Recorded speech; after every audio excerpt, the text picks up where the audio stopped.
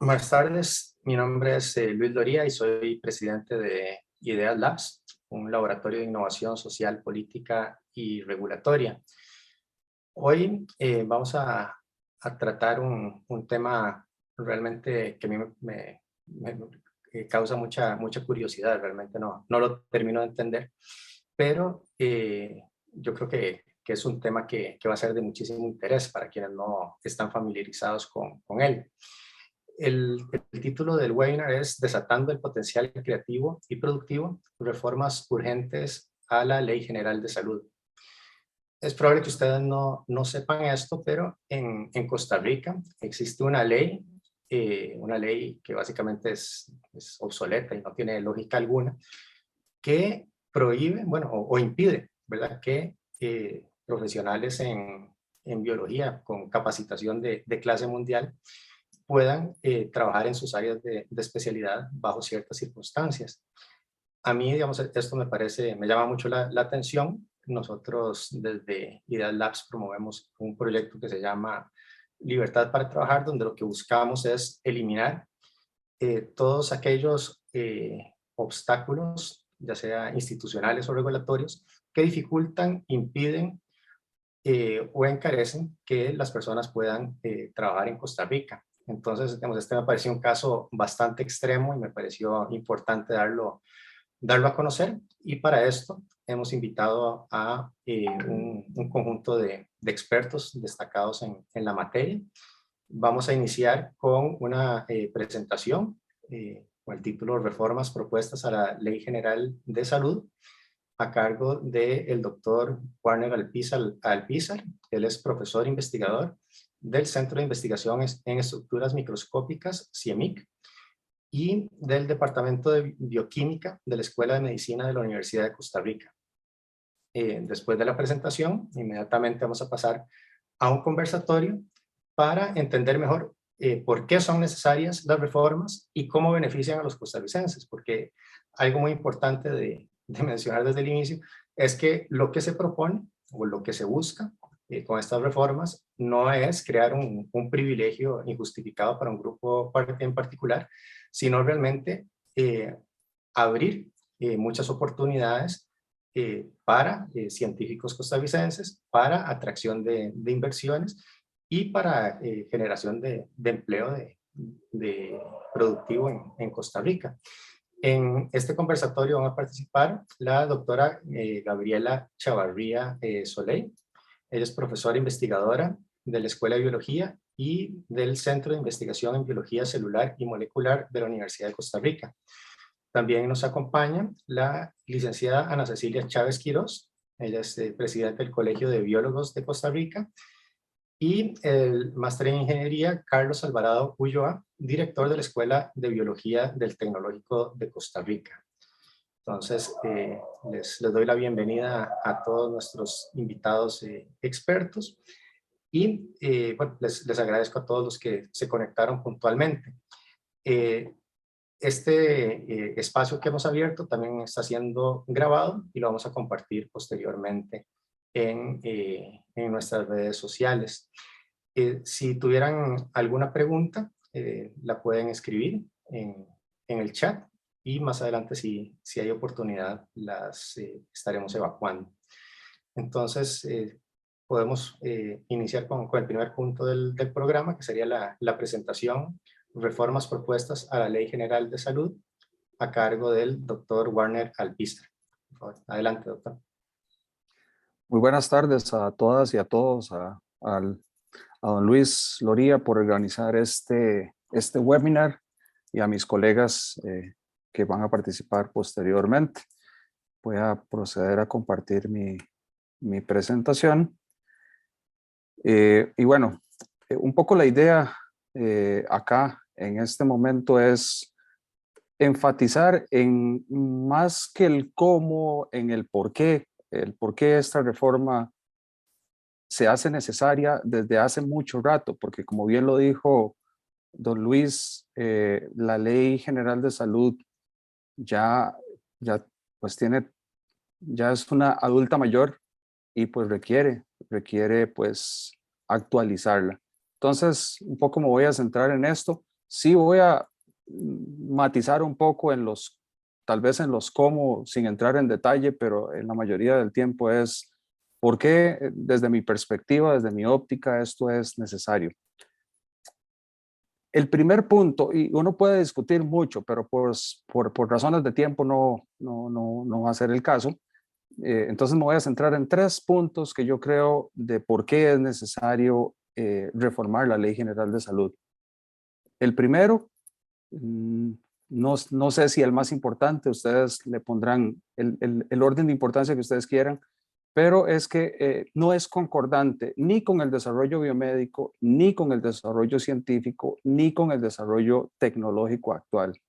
Y vean que lo estoy enfocando sin meterme tanto al tema propiamente de salud y de seguridad social, eh, sino más un tanto también a que el hecho de que la Ley General de Salud esté obsoleta, porque eso es traducido a lo que yo quiero decir acá, es que no es solamente que limita lo que puede ocurrir en el ámbito propiamente de la salud a lo interno de la caja, sino que limita el potencial que tiene Costa Rica para bioemprender, por ejemplo.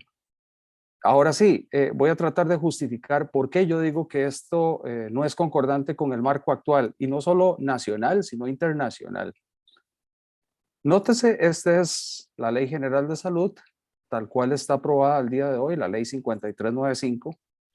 Y si ustedes ven, esta ley fue eh, promulgada y es oficial, nos rige desde el 23 de octubre de 1973.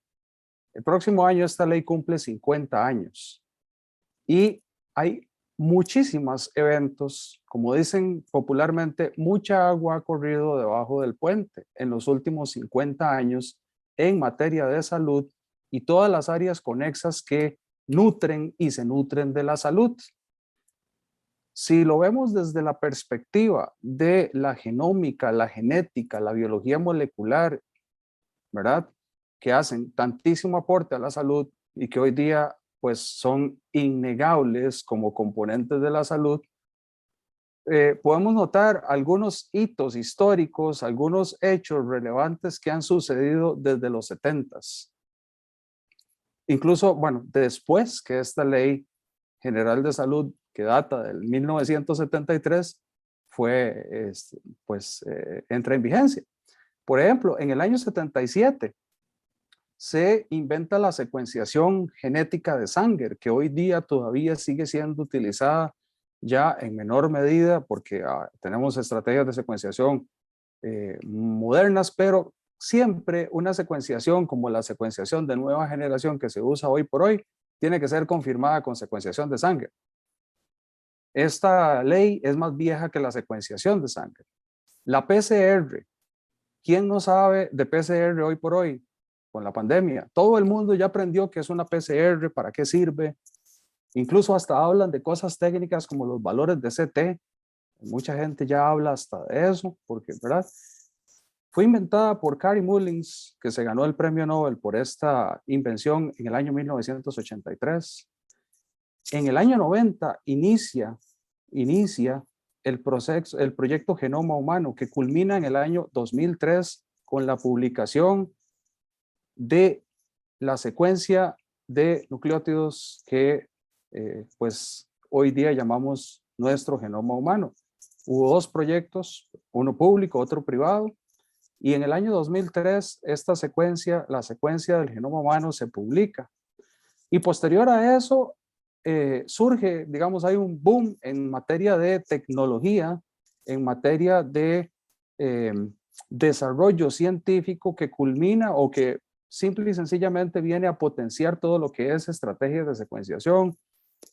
Surge en el 2005 la secuenciación de segunda generación, en el 2011 la secuenciación de tercera generación, y con ello vienen un montón de diferentes proyectos de secuenciación, el proyecto de secuenciación del genoma del cáncer, la determinación de mutaciones que hoy día tienen un impacto oncológico enorme, ¿verdad? La secuenciación de los exomas, no solamente de los genomas, de los transcriptomas, de cáncer, de enfermedades genéticas.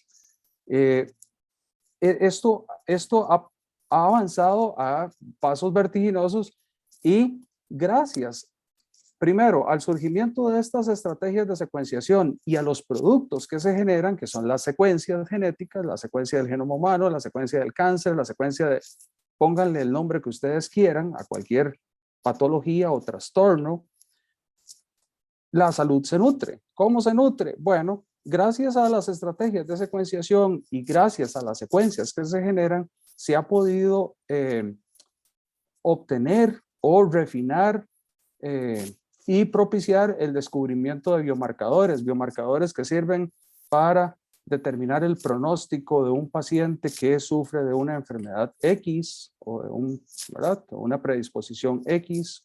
Podemos, gracias a las secuencias genéticas y a las herramientas de secuenciación, averiguar cosas sobre el pronóstico de los pacientes porque encontramos biomarcadores.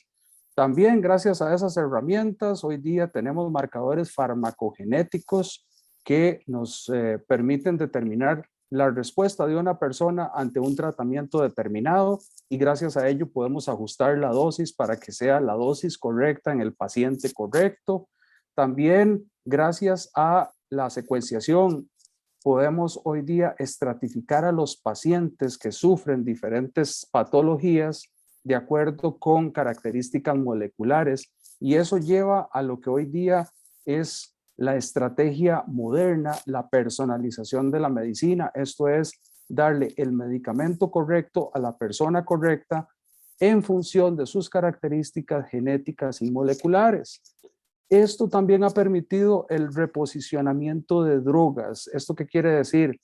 Si un fármaco fue aprobado para X patología, gracias a los descubrimientos y a la secuenciación, hoy día podemos encontrar que algunas drogas que servían para X patología, de repente se pueden reposicionar y también sirven para Y patología. ¿Por qué? Porque conocemos las bases genéticas relacionadas con la patología y hay patologías que tienen bases genéticas que pueden ser ligeramente comunes, ¿verdad?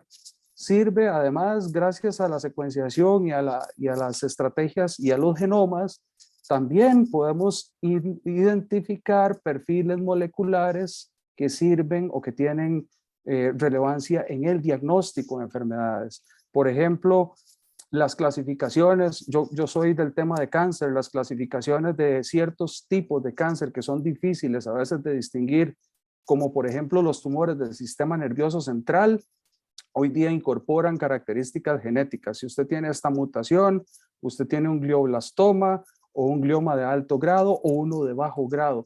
Y eso conlleva tratamiento completamente diferente, gracias a que ya el conocimiento en área de genética y genómica pues permite reclasificar de una mejor forma. Y eso, por supuesto, se liga a un tratamiento mejor, más específico. Se le da un tratamiento determinado a una persona que tiene un glioblastoma o un glioma de alto o bajo grado, ¿verdad? Igualmente, esto ha permitido conocer la secuencia de los genes, ha permitido identificar aspectos que conllevan al descubrimiento de nuevas estrategias terapéuticas, nuevos fármacos, nuevos tratamientos más finos, más eficaces, más efectivos, incluso a la predicción del riesgo genético. ¿Cuánto riesgo tengo yo de desarrollar X o Y cosa a partir de la información genética que obtengo gracias a herramientas como estas? Entonces ustedes pueden ver cómo muchas cosas han ocurrido posterior a la Ley General de Salud que hoy día aportan en el ámbito de salud.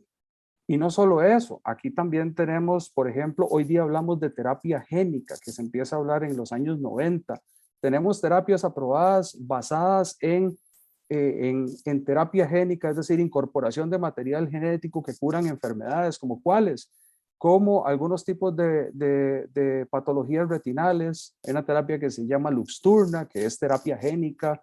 También tenemos otra terapia específica para tratar la atrofia muscular espinal. Esa es una terapia que se llama Spinraza, que es terapia génica, es introducir material genético para, digamos, que ese material codifique proteínas que están faltando o que son defectuosas. Hoy día hablamos de ARN de interferencia, terapias antisentido. Este es otro tipo de terapias. Ustedes tal vez han escuchado hablar del doctor Christian Marie Muller, que tiene su empresa en Costa Rica, la empresa Speratum. Él está trabajando con un microARN que se llama MIR198 y su idea es que esto se convierta en una terapia para cáncer de páncreas. Eso es nada más y nada menos que un ARN de interferencia.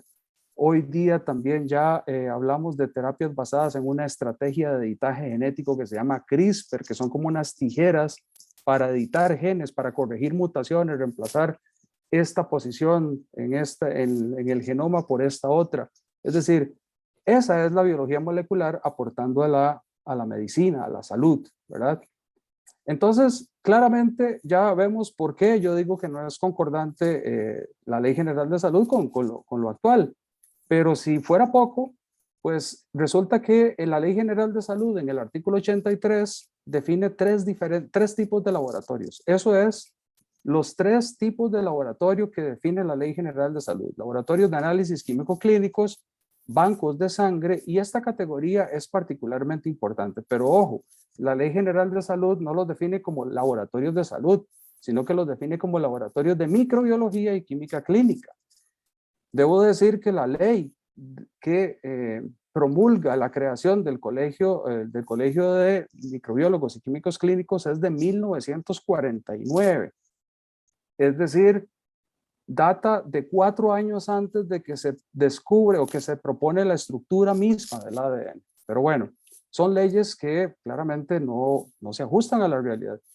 Esta tercera categoría llama mucho la atención. Dice laboratorios biológicos. Por laboratorios biológicos usted puede entender todo y a la vez nada, ¿verdad? Y lo define como laboratorios que trabajan con microorganismos o toxinas, con sangre o sus derivados.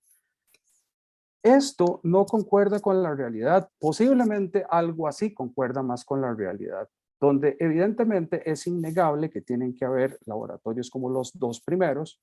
Es innegable que estos laboratorios competen entera y exclusivamente a los profesionales en microbiología y química clínica, pero hay otros laboratorios. Esta categoría de laboratorios biológicos puede subdividirse.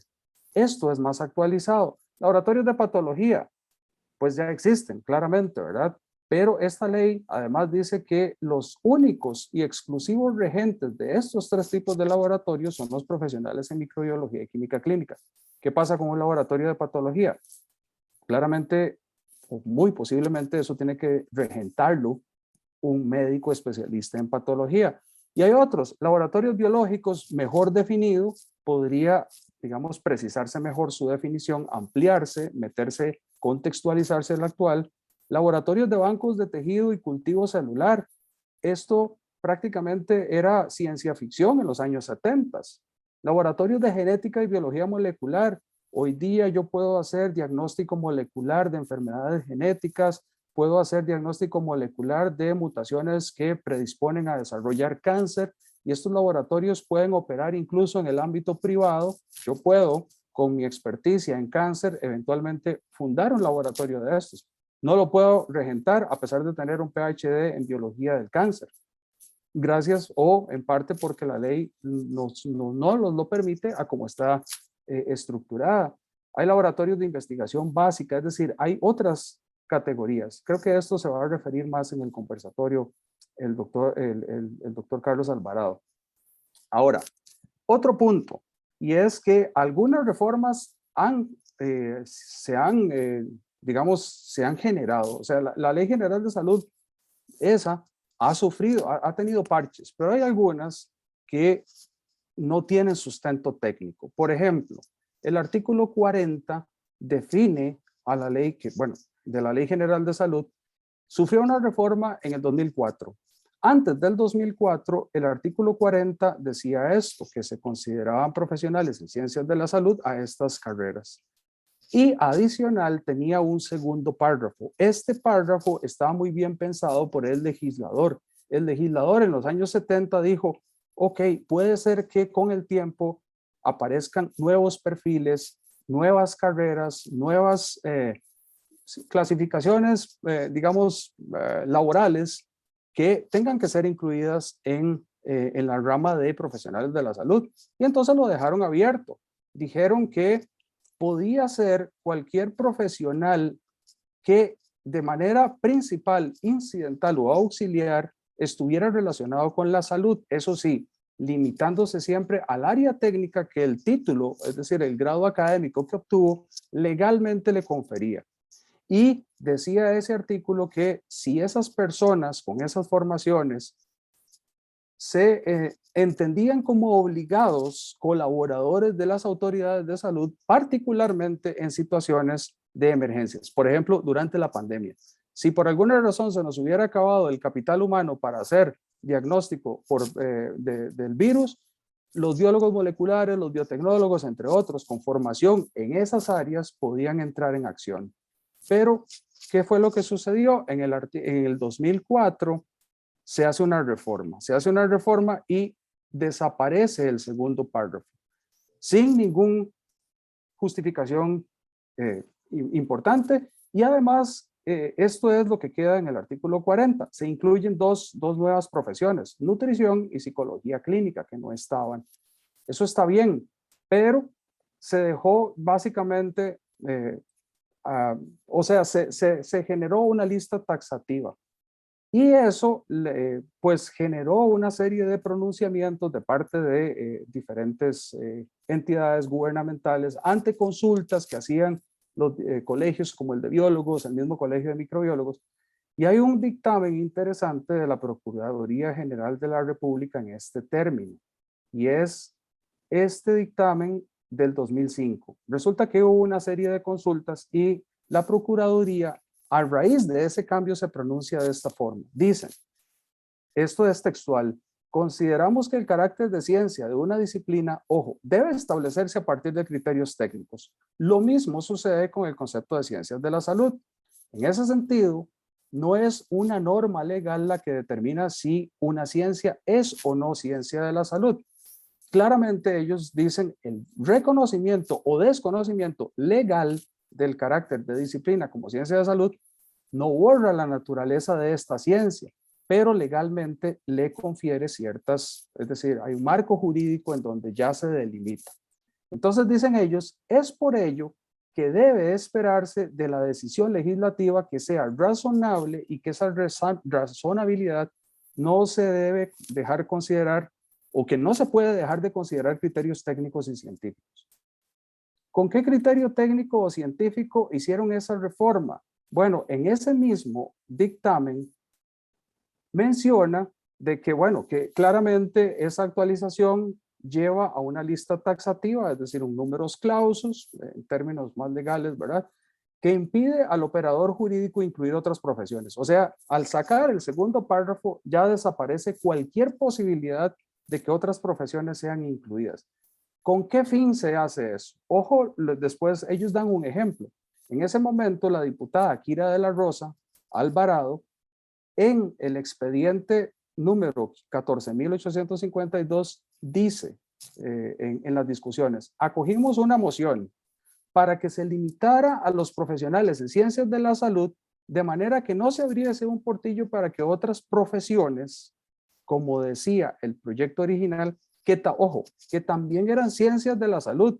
Entonces, para que no quedara el portillo, para que entraran otras profesiones que ellos reconocían como ciencias de la salud, lo limitan a ciencias médicas. Entonces hacen esa lista taxativa.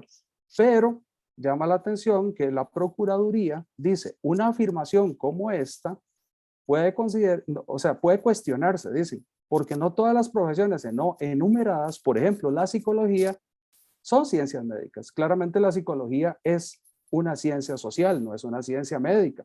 Y en todo caso, dice la Procuraduría, ciencias médicas y ciencias de la salud no son sinónimos. Y aquí se ha venido jugando con sinonimizar, no sé si esa palabra existe, las ciencias de la salud con las ciencias médicas. Entonces, pues evidentemente esto no va por buen camino. Y lo último a lo que me voy a referir, esa lista taxativa contrasta de forma importante con, primero, la definición de salud de la OMS y las políticas que viene promulgando y que viene impulsando la Organización Mundial de la Salud.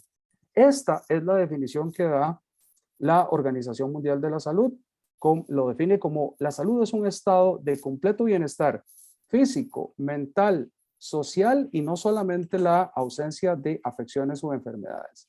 Ligado a esto, y un poco más reciente, la Organización Mundial de la Salud ha venido implementando, impulsando un concepto que ellos llaman One Health, y es básicamente el diseño e implementación de programas, de políticas, de legislación y de investigación en el que múltiples sectores interdisciplinarios, multidisciplinarios, que se comunican y trabajan juntos para lograr mejores resultados en salud pública. Entonces, esa visión que tiene la Organización Mundial de la Salud claramente es una visión mucho más holística, es más amplia y por ende refuerza la necesidad de que hayan ramas que cooperen, diferentes ramas para hacer un abordaje más holístico de la salud, ya no limitado a ciertas profesiones. La salud se entiende como algo más grande, según la definición que nos da la Organización Mundial de la Salud. Y además, esa definición y esas políticas conllevan entonces a incorporar un grupo más diverso de profesionales con conocimiento y con preparación académica en diversas ramas de la ciencia. Y no podemos olvidar que la ciencia es un continuo. ¿Quién se atreve a ponerle límite a dónde inicia la farmacia y dónde termina? ¿Dónde inicia la microbiología y dónde termina? Hay mucho traslape, entonces no hay forma de definir algo que es indefinible, que es inseparable, porque la ciencia es un continuo, esa es su naturaleza, ¿verdad? Y eso también al final conlleva a desmantelar diferencias disciplinarias y profesionales. Esas categorías tan estrictas realmente no deberían existir bajo los conceptos modernos que promulga la OMS. Entonces, ¿cómo se puede hacer eso? Utilizando esquemas de clasificación que se usan a nivel internacional para definir, ahora sí, profesiones y ocupaciones relacionadas con la salud. ¿Cómo cuáles? Como las clasificaciones de la UNESCO, que es una clasificación educacional que conecta con las clasificaciones ocupacionales de la OMS, de la Organización Internacional de Trabajo y de la OCDE, de la cual recientemente somos parte. Estas clasificaciones son las que usan la mayoría de países en el mundo para definir profesiones de la salud. Esto es lo que internacionalmente se usa. ¿Por qué en Costa Rica no usamos esto? ¿Por qué no lo incorporamos a la definición de profesionales de la salud? ¿Por qué tenemos que quedarnos en una lista taxativa si ya entes a los cuales estamos adscritos, como la misma OMS, como la misma Organización Mundial Internacional del Trabajo y como la misma OCDE, tienen clasificaciones, ¿verdad? Suena un poco discordante. ¿Qué beneficios puede traer todo esto? En primer lugar, homologarnos internacionalmente, no solamente con otros países, sino con los miembros de la OCDE, ya nosotros somos parte de esto. Entonces, hay que homologarnos en materia de salud y en materia de biomedicina. Además, promover competencia entre profesionales de diferentes áreas, pero esa competencia tiene que ser leal, es decir, basado en formación académica y en el perfil profesional. No podemos seguir compitiendo a partir de intereses gremiales o situaciones gremiales. Si yo sé de biología molecular del cáncer y otra persona con otra formación profesional y académica sabe de lo mismo, entonces pongamos el currículum en la mesa y que nos escojan en función de competencias profesionales y académicas y no en función de si yo soy biólogo o soy microbiólogo o soy biotecnólogo o soy farmacéutico. Eso es parte de las cosas que al final se va a traducir en potenciar investigación y emprendimiento en biotecnología y en biomedicina. Recientemente a Costa Rica le va muy bien con la industria biotecnológica y biomédica. Empresas como Establishment Labs, entre otras, que generan mucho beneficio para el país en términos económicos y de productividad. ¿Por qué si un biotecnólogo tiene una idea innovadora no puede iniciar su propia empresa? Porque a veces tiene poco capital y para iniciar su propia empresa biotecnológica de repente va a tener que contratar a un microbiólogo para que le firme la regencia y tal vez va a tener que pagarle 2 millones de colones solo por esa firma. cosa que tal vez esa persona tiene la suficiente preparación académica para ahorrarse esos 2 millones de colones, firmar él o incluso pagarle a otro profesional para que le ayude a crecer la empresa y no solamente por una firma. Eso no significa que no haya microbiólogos claramente que estén bien formados en estas áreas. Eso se reconoce, pero no todos tienen la formación correcta. Y hay otros profesionales que tienen formaciones que les permiten innovar en estos temas, pero que no lo pueden hacer porque están anclados a este desfase de la ley. Entonces, en resumen y para cerrar, no se trata de una amenaza a la salud pública como se nos ha querido vender. Por ejemplo, la CIPROSIMECA, esta asociación sindical, hace un tiempo atrás, hace un año, andaba publicando cosas como estas. Decía, el ser humano no es un insecto. Con el proyecto de ley que permite la incorporación de otros profesionales, decían, lo tiraban incorrecto. Decían que un profesional en zoología, o sea, el que estudia bichitos, le va a hacer los exámenes en salud y eso jamás es el espíritu. Entonces, lo que se trata es de evolucionar y actualizar, no de generar amenazas a la salud pública ni nada por el estilo. Entonces, aquí cierro mi intervención y les agradezco mucho la atención. Muchísimas gracias por esta introducción al doctor Warner Alpizar. A continuación, entonces, pasaríamos al conversatorio. Si les parece, podemos hacer una ronda para que cada uno haga una introducción inicial al tema que quisiera tratar, empezando por doña Ana Cecilia, después don Carlos y doña Gabriela. Adelante, doña Ana Cecilia. Muchas gracias.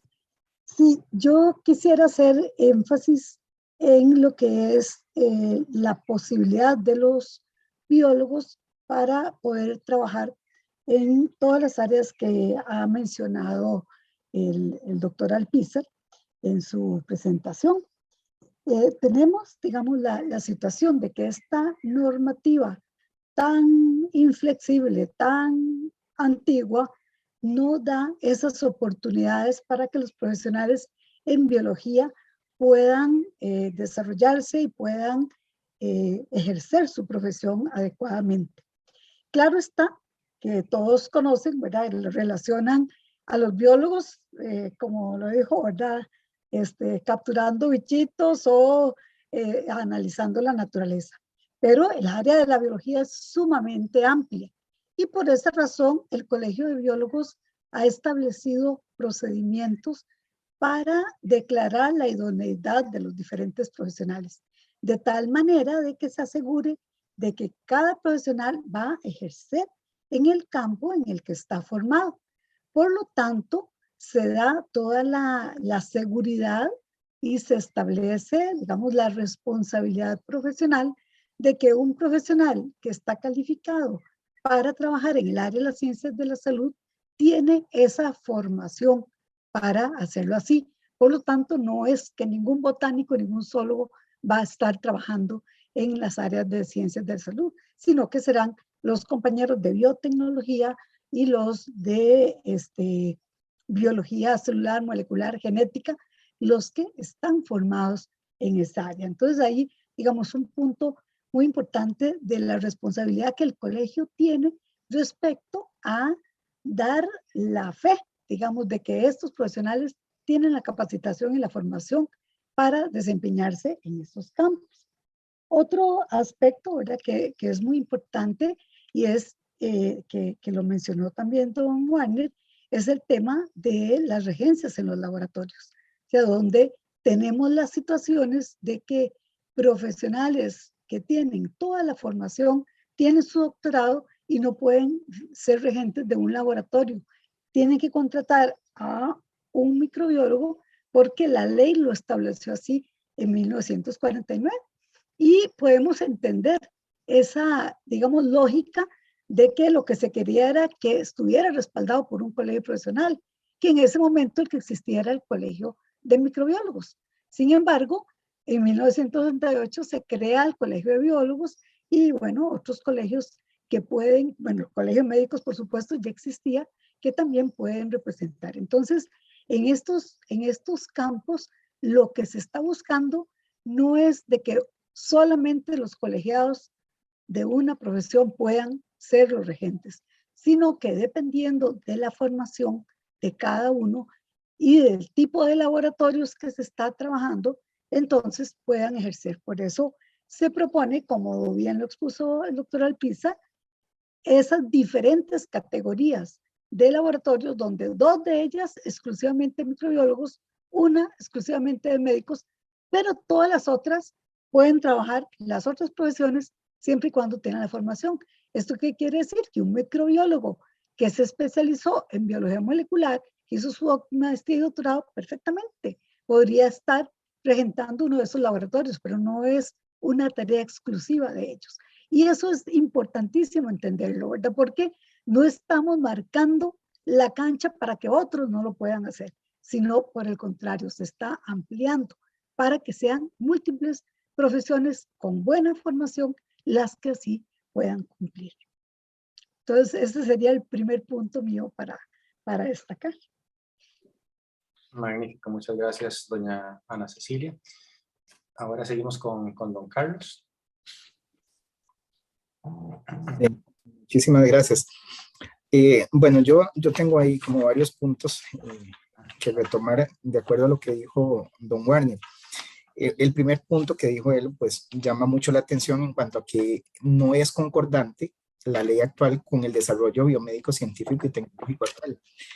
Y quisiera recalcar en que en los últimos años hemos visto cómo se han promulgado leyes o planes nacionales, estrategias que sí van acorde a esas corrientes mundiales y a esa actualización en salud, a esa visión holística de la salud, pero lamentablemente no lo vemos con la Ley General de Salud. Por ejemplo, tenemos una ley reguladora de investigación biomédica en el país, que la cuarta revolución industrial, que la estrategia siglo XXI, los planes nacionales de ciencia, tecnología e innovación, recientemente la estrategia nacional de bioeconomía, el ingreso de nuestro país a la OCDE, y bueno, todo eso pone por ejemplo, a la biotecnología, que en este caso estoy representando al gremio de biotecnólogos, como una de las ramas de importancia y coloca la biotecnología médica como un área de mucha importancia. Pero tenemos la Ley General de Salud que no va de acuerdo con esas corrientes que además son internacionales, pero que además están ya poniéndose aquí en el país. Recientemente se acaba de aprobar la ley de cannabis medicinal. Eso abre un montón de posibilidades ahora para establecimiento de laboratorios que podrían caber, por ejemplo, en la categoría de biológicos. Pero bueno, entonces tenemos el mismo problema, ¿verdad? Ahí pueden trabajar diferentes profesionales en biología, biotecnología, enfocados en asuntos de salud, hablando de cannabis medicinal, y bueno, tendríamos nuevamente la limitante de que deben ser regentados por un solo tipo de profesionales. Y vean que también, incluso a como está la ley con las profesiones que están aceptadas de forma en esa lista taxativa, en esas 8 profesiones taxativas o lista taxativa, incluso esas otras necesitan la regencia del microbiólogo. Entonces, por ejemplo, un médico que es un profesional en salud desea ponerse una empresa que tenga que ver o que quepa dentro de los laboratorios que tiene la Ley General de Salud, requiere igualmente de un microbiólogo para hacer la regencia. Entonces, incluso dentro de la misma población de profesiones que están aceptadas por la ley, pues existe esa misma limitación. Entonces, como señalar eso, ¿verdad? La importancia de que esto se vaya actualizando, porque realmente por todo lado hay señales de que esto debe hacerse. Por ahora ese es el punto que tenía ahí que quería mencionarles. Perfecto, muchas gracias, don Carlos. Y concluimos esta ronda inicial con doña Gabriela, por favor. Muchas gracias, don Luis. Sí, yo aquí estaría hablando representando a la biología. Yo soy bióloga con especialidad en genética humana y soy docente de la Universidad de Costa Rica, docente e investigadora. Entonces, me consta que en el país nosotros estamos formando profesionales altamente capacitados en el área de genética humana, incluso aquí desde la Escuela de Biología tenemos una licenciatura en genética humana, específicamente en genética humana, con la cual hemos formado una serie de excelentes profesionales desde hace décadas, ¿verdad? Y a estas personas siento yo que como país les tenemos una deuda porque están algo limitadas en su posibilidad de ejercer su especialidad, ¿verdad? Pues volvemos al ejemplo bueno, ejemplo en genética humana, digamos que yo voy a hacer diagnóstico molecular, ¿verdad? Una familia en la que parece que el niño presenta, digamos, fibrosis quística, una condición hereditaria recesiva. Entonces se le quiere hacer el estudio a la familia a ver si los padres son portadores. Esto es algo que yo o nuestros graduados y graduadas estarían perfectamente capacitadas para hacer, pero no pueden ser regentes de un laboratorio de diagnóstico molecular, ¿verdad? Y yo no creo que nadie, ¿verdad? Que nadie pueda tranquilamente decir que no tienen el conocimiento para hacerlo. Entonces, esta propuesta que nosotros vemos como necesaria de reformar la ley es para que personas con especialidades relacionadas con la salud puedan ser consideradas como tales, ¿verdad? Y con la posibilidad de regentar laboratorios. Como ya bien expusieron los compañeros, no intenta ser discriminatoria y no intenta caer en otra lista taxativa que ahora incluye a biólogos y biotecnólogos, sino que a cualquier persona con la especialidad.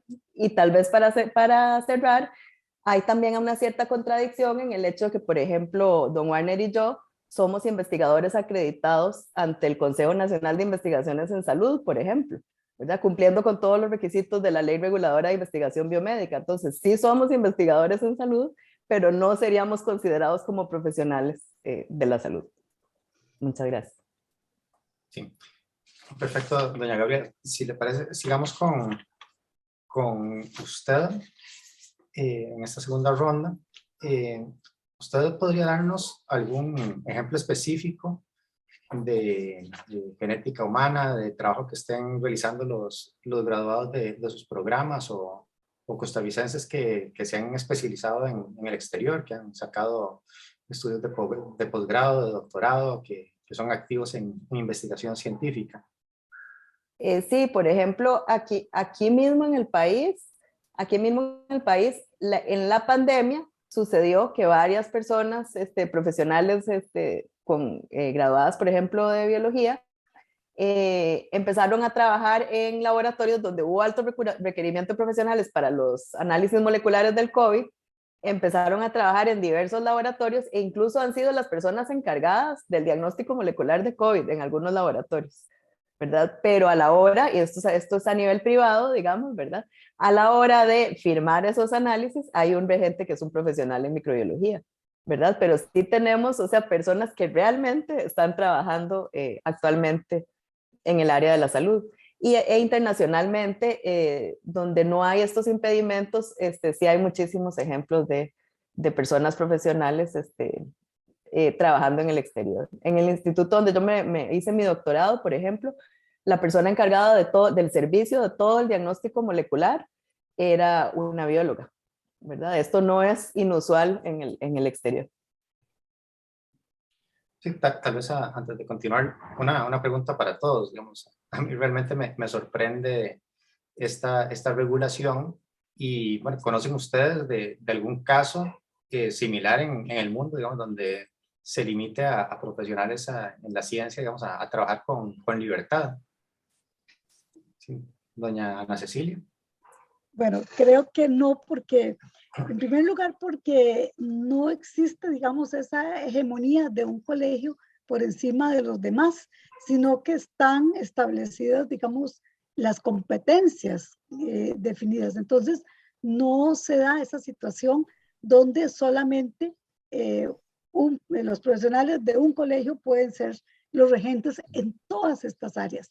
Mira, eso no se da en otros países, sino que cada profesional va a dar fe pública por su trabajo, que es, digamos, tal vez ahí para entender qué papel cumple el regente, o sea, por qué tanta situación respecto a que sea o no pueda ser un regente. El regente cumple el papel de darle la seguridad al estado de que los procedimientos y toda, digamos, la información que se está generando está de acuerdo a las normas científicas y técnicas y a la normativa del país.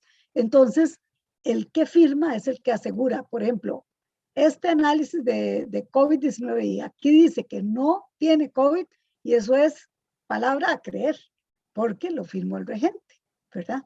Entonces, esa seguridad jurídica que tiene la firma del regente, aquí le es solamente potestad de una profesión, cuando muchos otros profesionales podrían hacerlo. Eso no se da en otros países.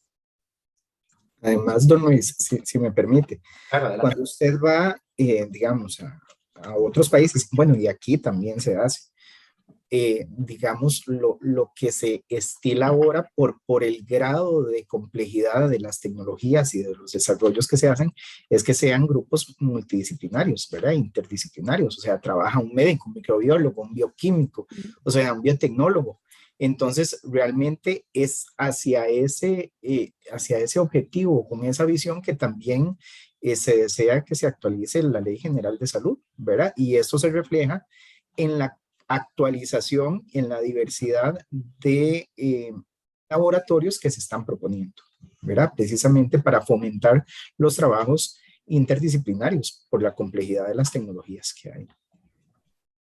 Tal vez ahí sí, también mencionar que cuando se discuten las reformas a la Ley General de Salud, muchas veces se cae en creer que la intención es para el sector público, ¿verdad? Que queremos llenar la caja de otros profesionales en salud y ese no es el punto principal para el cual estamos proponiendo la reforma, ¿verdad?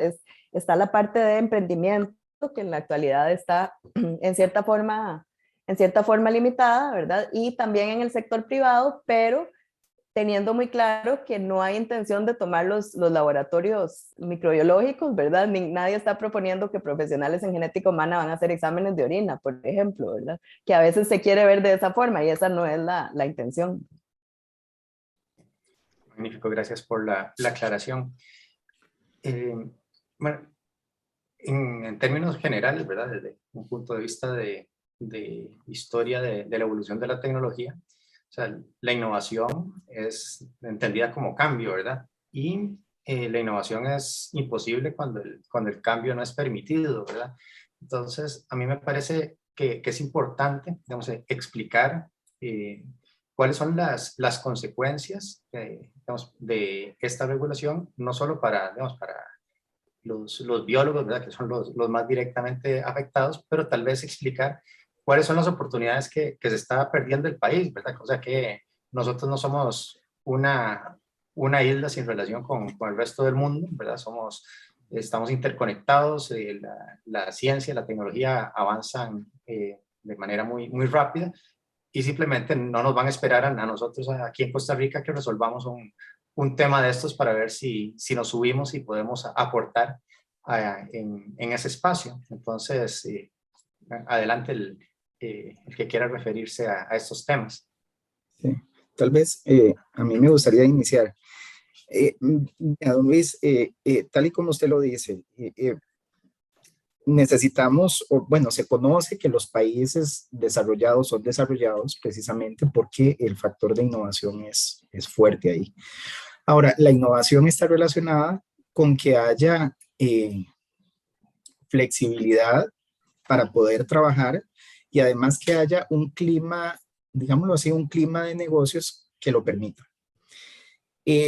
Nuestro país es bien conocido porque existen muchas trabas a nivel de leyes, procedimientos. A veces es un asunto meramente ahí de trámite, de tramitología, que pone nodos hacia esos procesos. Entonces, bueno, se ha hablado del emprendimiento, de la creación de empresas, y bueno, algunos dirán, bueno, pero es que sí se pueden hacer empresas, incluso cuando la ley está tal cual. Bueno, efectivamente, sí se podrían hacer empresas.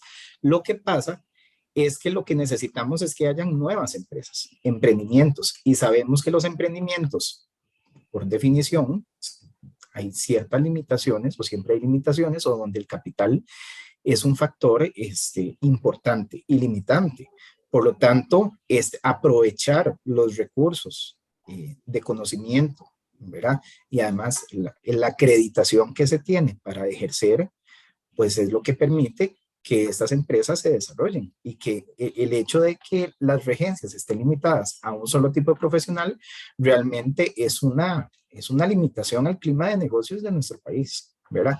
Ahora bien, no se trata de excluirlos. Si ustedes se dan cuenta, actualmente existen 3 tipos de laboratorios: químico, clínico, de sangre y laboratorios biológicos. Nosotros estamos proponiendo más, 1, 2, 3, 4, 5, 6, 7 laboratorios, pero están quedando los mismos 3 del anterior, de los cuales 2 quedan en la exclusividad de regencia de los microbiólogos. Entonces, realmente, pues, de alguna forma se les está asegurando que se les conserva la regencia en los laboratorios que existen actualmente. Lo que estamos haciendo es actualizando los laboratorios para que otros profesionales, que por supuesto desde hace muchos años esto se ha ido diversificando, pues entonces quepan, ¿verdad? En esta nueva diversidad, en este nuevo ecosistema que permite la innovación. Es que se trata de eso, de promover, de fomentar la innovación, porque ¿por qué depender de tecnologías que nos lleguen del exterior? O sea, ¿por qué depender que tengamos que adquirir las tecnologías para diagnóstico, para tratamiento, cuando nosotros podemos hacer cosas aquí en casa, ¿verdad? En Costa Rica, en una época donde además tenemos una fuerte crisis económica. Eso nos permitiría una salida, una de las tantas salidas a la crisis económica. Entonces, definitivamente, debemos desentrabar este clima para hacer negocios. Sí, muchísimas gracias. No sé si alguien quiere agregar algo más sobre este punto. Adelante. Sí, es que en estos momentos se está abriendo un enorme abanico, digamos, de posibilidades, sobre todo en el campo de la biotecnología y todo lo que es las áreas relacionadas a la biología molecular, la genética. Bueno, por ejemplo, el que se pueda ahora realizar en el país la reproducción asistida, ¿verdad? Todo eso abre espacio para muchos laboratorios que tendrían exactamente la misma limitación, aunque sean biólogos especializados en reproducción humana. O también todo lo que es el área de la bioeconomía, ¿verdad? Que es, por ejemplo, el Ministerio de Ciencia y Tecnología y el COMEX han estado trabajando fuertemente para participar en diferentes programas a nivel mundial donde va dando esas opciones de desarrollo para el país, pero que esas opciones de desarrollo están exactamente limitadas por estas leyes. Entonces, de ahí la importancia de que este abanico que se está abriendo de oportunidades esté relacionado con una normativa actualizada que responda a esa gran apertura de oportunidades. Magnífico. Ya para ir cerrando, porque se nos va acabando el tiempo, a mí me llama mucho la atención, ¿verdad? Que tanto aquí en el ámbito nacional como en el ámbito internacional se está fomentando mucho el estudio de carreras en ciencia, tecnología, ingeniería, matemáticas, ¿verdad? Las carreras que llaman STEM, y particularmente el interés, ¿verdad? Que las mujeres estudien carreras de STEM. Tengo entendido que en la carrera de biología, muchísimas de las estudiantes, no sé si son mayoría, son mujeres. ¿Es eso correcto, doña Gabriela? Sí, bueno, perdón. Adelante, Gabriela, sí. Sí, biología.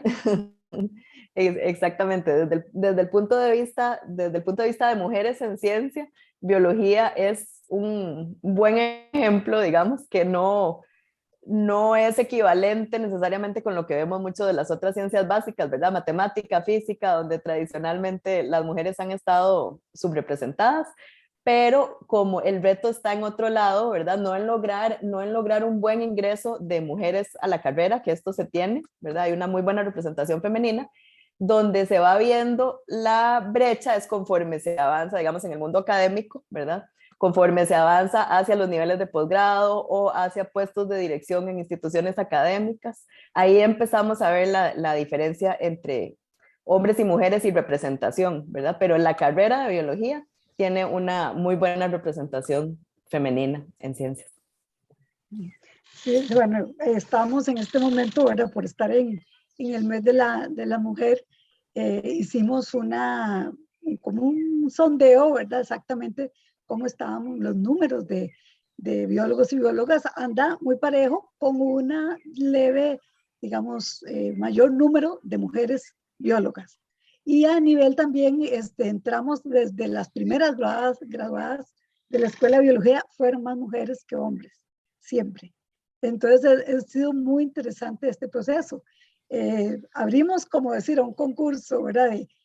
Queríamos destacar a 10 mujeres con trayectoria, y tuvimos más de 50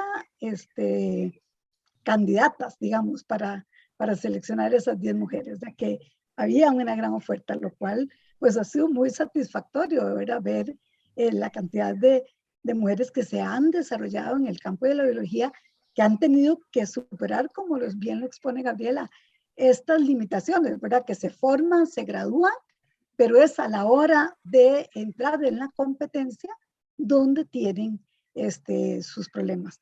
Bueno, realmente ha habido, ¿verdad? Hombres, mujeres, ministras, viceministras, pero no biólogas en el Ministerio del Ambiente, por ejemplo.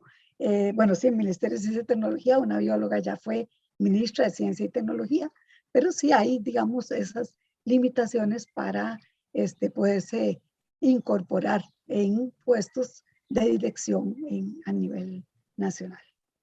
Don Luis, tal vez ahí para mencionar, bueno, en el caso de biotecnología, de ingeniería en biotecnología, en el caso del TEC, que es el que conozco, pues sí hay una leve mayoría de mujeres, entonces en ese caso, pues digamos que estamos bien, pero como dice Gabriela, conforme se va avanzando ya a nivel laboral, tal vez es donde puede verse esa brecha que se debe superar. También ahí veo un par de preguntitas del público sobre si ha habido un acercamiento con las próximas bancadas. Efectivamente, hemos empezado a conversar con los diputados que van hacia la nueva, bueno, los nuevos diputados que van a la Asamblea Legislativa. Entonces sí hay un trabajo importante que se ha hecho en ese sentido.